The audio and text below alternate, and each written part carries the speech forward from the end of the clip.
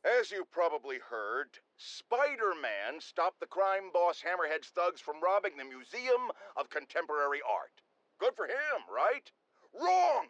They nearly demolished the place and everything in it! They were shooting rocket launchers indoors! See, even if you assume good intentions, which I do not, this is the problem with Spider-Man. He escalates every situation into an apocalyptic disaster. What good is it to save the art from being stolen if you blow it up? Now, I realize this is pretentious, navel-gazing modern art. Soup cans and ink splatters that look like they were splashed on by a drunk elephant. But I'm not an art critic. I just know what I don't like. And I do not like that webbed menace trashing our public spaces! If you followed my career, and of course you have, you know I notched my first big bylines covering the Maggia crime families. The media's declared them dead more than once, but not unlike cockroaches, they always come back, just like they're doing now. I hear people make excuses for them. They're not so bad. They follow rules, unlike the demons or the cartels. Ha! And that's true. Until they go to war with each other. Then bullets fly, cars explode, horses lose their heads. And my Jonah sense tells me there's a gang war brewing. So hold on to your cannolis, folks. Come on, Jared, that's not an ethnic slur. I like cannolis.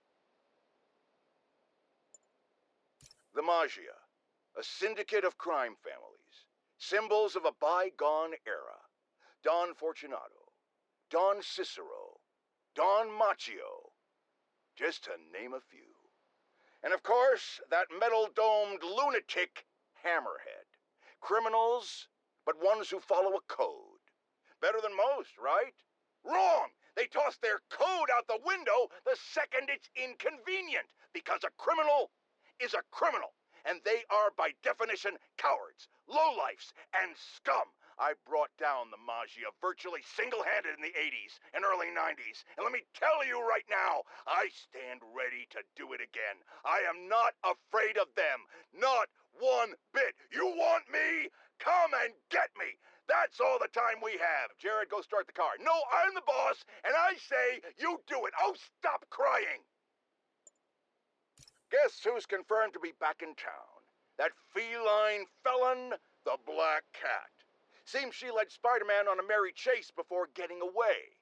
Ever notice how that happens a lot with him and her? Funny how he can hold on to a dinosaur man or a human rhino with no problem, but a mere slip of a girl gives him so much trouble. Look, it's not that long ago when I was a young man myself. I get it.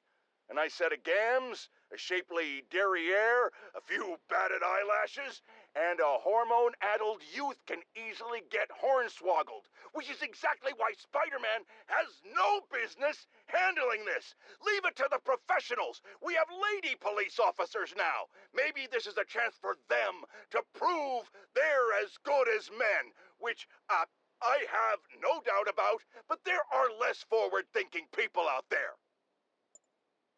The internet's rife with footage of Spider-Man chasing the Black Cat across the rooftops. And apparently there are hordes of young people cheering them on. They're called shippers. No, that has nothing to do with boats. It's short for relationship. As in, they really want Spider-Man and the Black Cat to be together romantically. Or they really don't. And they have quite intense arguments about it. Flame wars, I believe, is the term. You know, in my day, we didn't have time for flame wars about shipping. You know why? Because we had jobs. So here's J. Jonah Jameson's public service announcement to our youth. You're into shipping? Join the Navy! Bar fights are nothing new in this town. But the one that cleared out the Blackwing Tavern wasn't just your typical beer-fueled brawl. That particular establishment has, let's say, alleged ties to the Maggia. And guess who was right smack in the middle of it? Spider-Man and the Black Cat. At this point, I think it's fair to ask, who is on whose side here? Are Spider-Man and the Cat working for rival mafia families? Or the same one? Or, and remember, I always think 10 steps ahead, are they starting their own family? Huh? Huh? Huh? It would explain a lot about why Spider-Man, who clearly has no respect for the law, takes down criminals. Less competition for him and his gun mall floozy. We might just have Bonnie and Clyde in spandex on our hands. You youngsters won't recall, but there was an earlier Black Cat. A criminal from the old school.